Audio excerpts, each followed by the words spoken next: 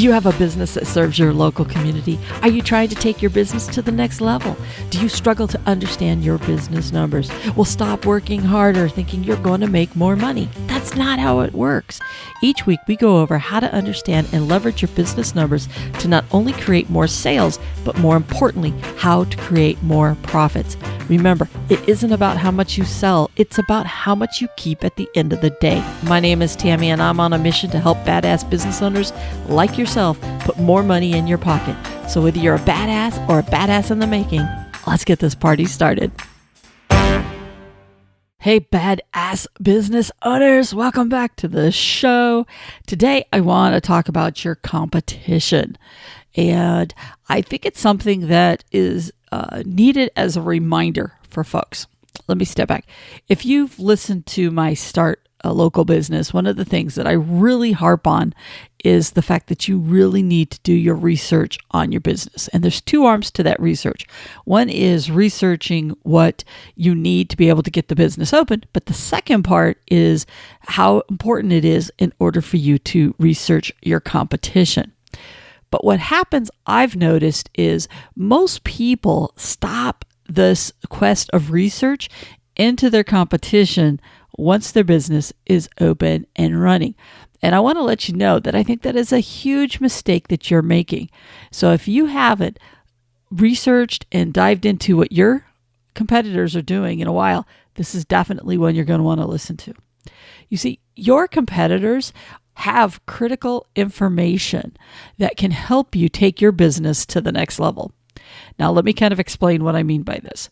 First off, when I say competitors, I need you to do me a favor. I need you to check your ego at the door. And the reason I say this is this.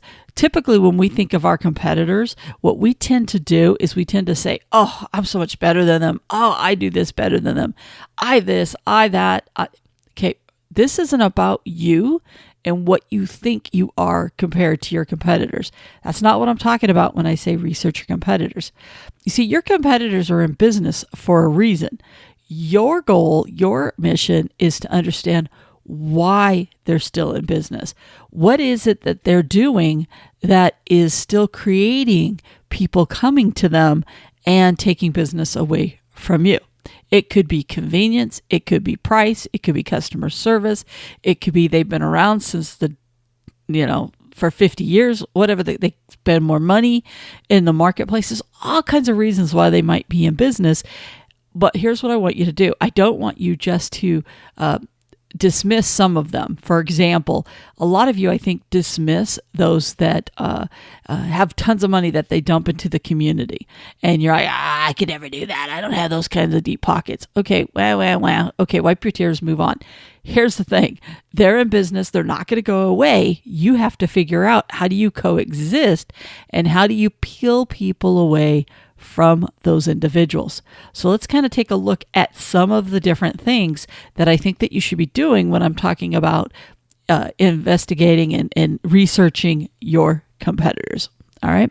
So let's just say that there's you and there's anywhere from 3 to 100 different people that do what you do in your local community. For example, a landscaper, you can throw a rock, you're going to hit somebody that does landscaping, that does cleaning, that does certain businesses. Some towns have 50 million nail salons, and then there's other businesses where you're more niche. You're niched down to such a degree that you might be the only 1 or 2 people that do it. Okay, whereas some towns have tons of plumbers, whatever the case may be. So whatever it looks like in your community, don't get hung up on it. Okay. There's plenty of pie out there, if you will, for everybody to have a slice of it. What we're trying to do for you is, how do we expand your piece of the pie? All right. And part of the way that you get that pie is by slowly taking away from the other pieces. So what you want to do is, you've got to understand what it is that they specialize in. So when we're looking at it, you can take your biggest competitor. You can start with some of your smaller ones. Your smaller ones, I wouldn't get too hung up on. Okay. They're in that beginning growing stages. Keep an eye on them. See who's the fastest growing person, because there's a reason. I'm always trying to keep an eye out on, for example, people that are rising really quickly because there's something they've tapped into, something they're doing well. So you want to watch that. But let's just say that there's another competitor in town. You've never understood why they're in business. So you start to investigate. One of the things that you're going to find that sometimes people could be lousy at what they do, but yet they still continue to get business. And the reason that they continue to get business is maybe they're really quick to get out there. Maybe people suck up the fact that they know that these people are horrible with their customer service, but they get out when they say they're going to get out and they get the job done. So people are willing to deal with the inconvenience of the bad attitude because these people will get there, get it done, and get it over with. And especially if it's an emergency situation, people are going to go with resolving that pain point that's immediately in their face long before. So for example, when you relate it back to yourself, you might have a business where you're so busy that you can't get out to people for a day or two. But this competitor is writing all those clients that you can't service. And what they're saying is, you know what? We've got that immediate opening. Now, remember, the reason they have the immediate opening is because they haven't built all this love behind them, but yet they still exist because of that. So is that a stopgap that you can work on how do you fill that in? It might be, let's talk about price for a second. All right. A lot of times people want to talk about price because they're like, oh, everybody in my town only wants the cheapest price. Not true. Okay. People always want to have the best price for anything. I mean, that's natural. I don't know any of us that are like, oh yeah, please charge me more. No, but where we are is we are willing to spend more money if we feel the value is there. So if somebody in your marketplace is charging more and they're doing more business, it's because they have managed to figure out how to convey the value for their product or service, in which case you want to step in and you want to research and you want to understand how is it that they communicate what it is that they do in such a way that people are willing to pay that amount of money. And then you have to ask yourself, how are you sharing your value? And maybe that's why you're not making as much money as they are, because they're doing a much better job on conveying the value. Now, if you're getting slammed with people that are undercutting you and they're really busy, okay, well, if they're always going to come in lower, you have to position yourself in a way that says, okay, but what they're not telling you is you also don't get this. It's like if you buy a toy without a battery. Believe it or not, if somebody's saving $2, but there's no batteries in it, we all know that once you buy the batteries, that thing is really way more expensive than what it was without the batteries, because batteries aren't cheap. So those are some of the things that you can kind of articulate to people, is help them understand the value of why you charge what it is that you do.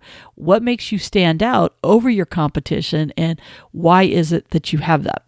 So you can see that price can come at it from a couple different angles. 2, if somebody's got deep pockets, yeah, they're going to be able to advertise more than you. This isn't a competition to see who can put more advertising down. What it is the reason that they do that, it's all a numbers game to them. They have to hit 1,000 houses just to be able to get one person to respond.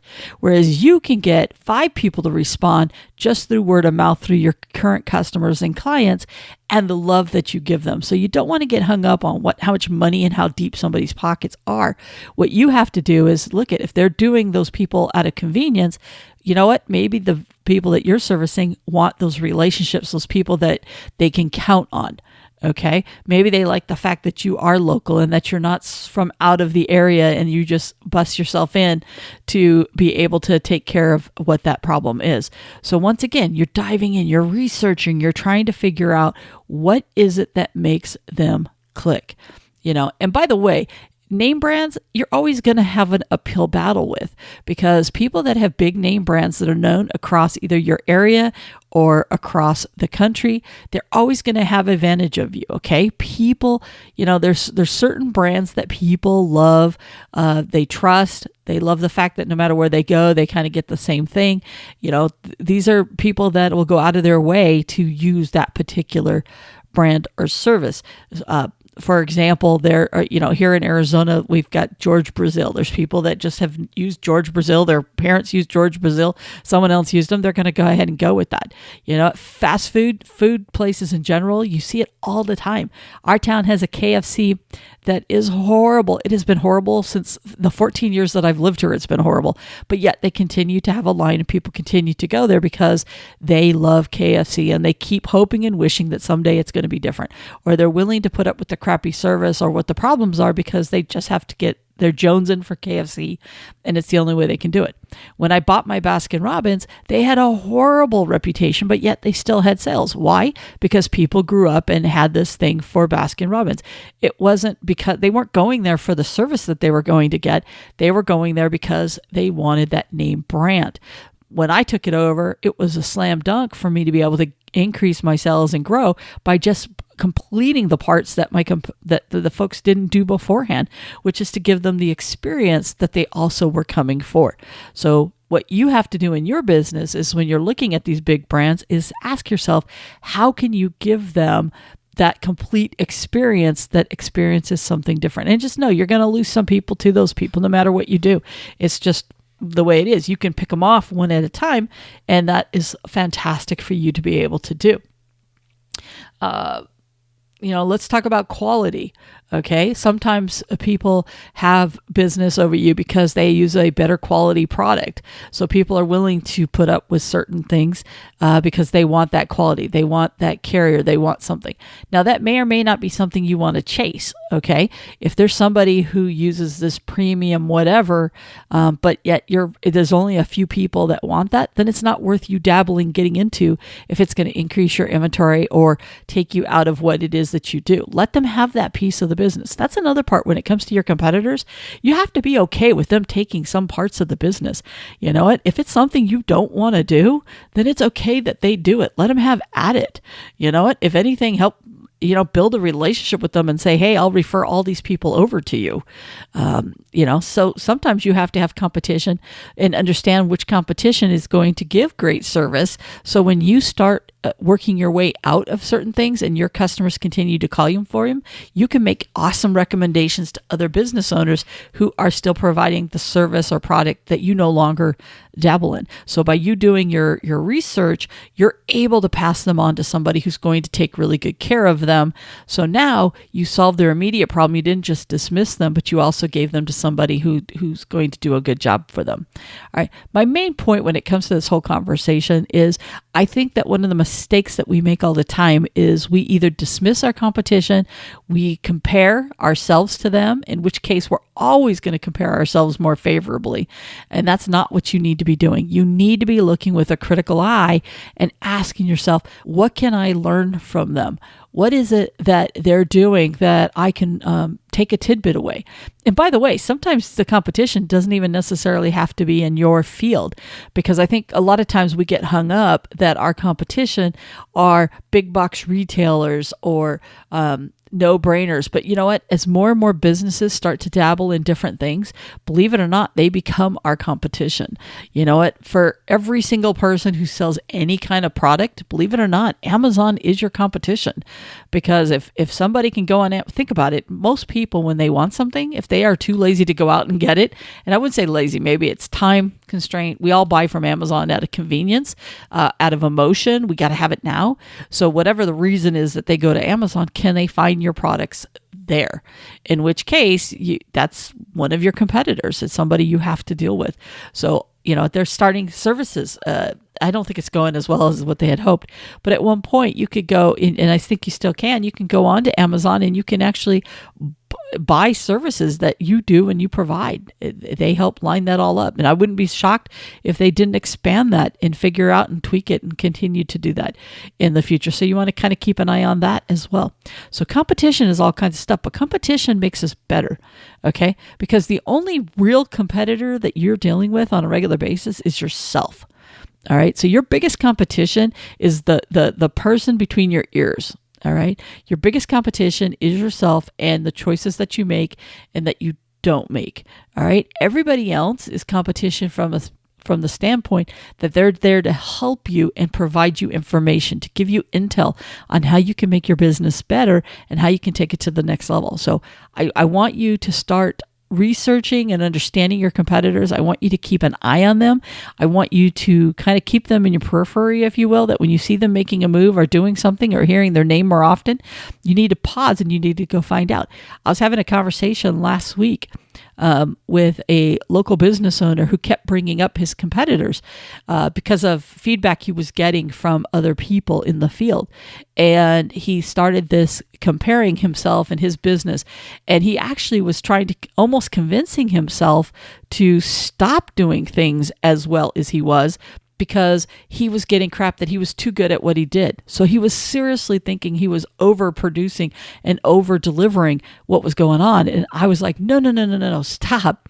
You need to look at it the opposite way, and you need to ask yourself, how can you better communicate to people what it is that you do and why you do it? And if people are asking you to do a lesser job, it's because you're doing too good of a job. And that just means they're putting their needs ahead of what their customer or client's needs are, which is why they're upset with you in the first place. Where you can expand that and do other stuff in a lot of different ways. In his case, he could do a better explanation on his website. He could do frequently asked questions. He could, tee things up when he meets with that customer or clients to explain why he goes above and beyond and what he tries to do. There's all kinds of different things that people can do, but the last thing you should do is lower yourself to somebody else's standards because you're over giving just as much as, you might be under giving, whatever the case may be. Yeah. All right, I'm at that stage where I know I'm starting to rattle. It's just, I'm throwing everything in the sink out there because I really want you guys to understand that I want you to pay attention to your competitors. I want you to use them as motivation, as fuel on how to take your business to the next level. I don't want you to dismiss anybody, no matter how crappy they may be, or how you can't compete in their league if that's the way you feel. There is something to learn from every single one of those people. I am a huge believer that the reason I am the way I am today, the way I've had the success that I've had in my career, is because I love to study those that do a great job. I love to learn from them. I may not be them. I may not do everything exactly like them. I may choose not to. For example, me being an introvert and them being an extrovert, they might be fantastic at putting themselves out there and shaking hands, kissing babies, doing all these different things. It doesn't mean I don't watch and learn and see what it is that they do. And then I can say, okay, what would I feel comfortable doing? Or how can I push or challenge myself? Or, hey, you know what? Seeing the success that they have, maybe I need to do that a little bit more. You need to do the exact same thing with every one of your competitors. So hopefully you're kind of understanding that your competitors need to be fuel for you. Okay. There's all kinds of stuff that you can learn from what it is that they do. You know what? And if they've invented a better mousetrap, then you need to figure out, how did they invent the better mousetrap? You may not want to do it their way, doesn't matter. But if you can learn and grow and go to the next level from watching them, then you absolutely want to do that. All right. I'm rattling, so I definitely know I need to go. I could talk about this forever because I think it's probably one of the most underused tools in your tool belt. And I also think that it's basically free. It's something you don't have to pay for, and it can help you grow your business dramatically if you start doing it. Always have your eyes and ears open as to what it is that you can see. All right. So with that, I'm going to go ahead and wrap this puppy up, and I will talk to you on the next episode. Bye for now. Hey, badass business owners, before you go, just one thing. If you ever feel like you're alone and you would love to be with a like-minded group of individuals, head on over to our Badass Local Small Business Owner Facebook page. We have no spamming, no advertising, anything like that. Just your questions, mine, and we just kind of help each other out, grow our businesses, and share knowledge. You can feel free to know that you're in a safe place and ask your questions of people that are actually going to care about you. So once again, head on over to Facebook. It's the Badass Local Small Business Owner page. You can also hit the show notes, and it's right there. Once again, it's going to be stuff and people out there that care about you and helping you grow your business.